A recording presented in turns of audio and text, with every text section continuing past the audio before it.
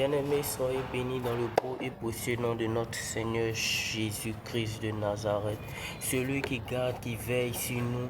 Et ce matin, nous allons dire merci pour la vie qu'il nous a donnée, parce que si tu es là ce matin, ce n'est pas un hasard, c'est parce qu'il a voulu que tu sois présent. Tu n'es pas mieux que ceux qui sont couchés sur des lits des hôpitaux, tu n'es pas mieux que ceux qui sont assis dans des chaises roulantes, tu n'es pas mieux que ceux qui ont été mis en terre, mais l'Éternel t'a mis à part pour te montrer combien de fois il t'aime. Il t'a mis à part pour te démontrer son amour. Oui, et c'est par son amour qu'il a donné son Fils unique, afin que toi tu sois sauvé. C'est par son amour que le sang de son Fils est versé, pour que toi tu sois lavé et purifié du péché. Et c'est pour cela que chaque matin, lorsque tu te lèves, tu dois glorifier le nom de Yahweh. Tu dois glorifier le nom du Seigneur Jésus de Nazareth. Oui, il est aimable. Oui, il est amour. Et il n'est pas venu dans ce monde pour juger, mais il est venu dans ce monde pour sauver ceux qui doivent être sauvés. Il est venu pour sauver ses enfants. Il a dit, j'aime pas le péché, mais j'aime les pécheurs, afin que les pécheurs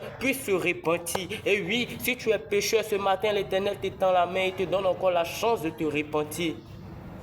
Tu peux te repentir et suivre l'Éternel. Il tend la main afin que tu saisisses cette main et que tu marches avec lui et que tu le suives chaque jour et chaque instant. La Bible déclare que jeune, ne méprise pas ta jeunesse, mais mets ta jeunesse au service du Christ. Car tant que tu vis et tant que tu respires, loue seulement l'Éternel. Et il est dit aussi que priez sans cesse. Pourquoi on nous demande de prier sans cesse? Parce que seule la prière est notre véritable âme.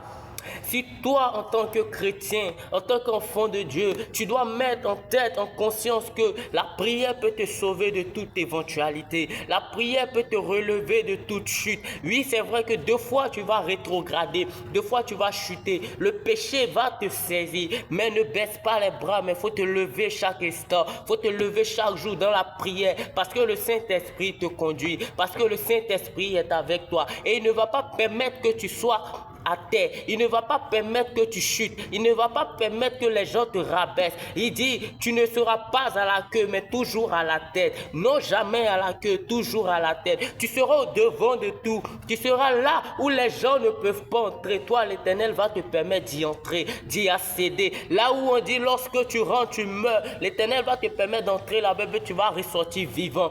Parce qu'il est amour, il est grand. Et c'est lui qui démontre sa puissance. La fin d'une chose vaut mieux que son commencement. Et ce que l'Éternel a choisi pour toi, tu ne sais pas encore. Il est écrit dans le livre de Habakkuk que la grandeur de cette dernière maison est plus grande que celle de la première. Parce que la grâce que l'Éternel dépose sur ta vie est tellement énorme que tu ne peux t'imaginer.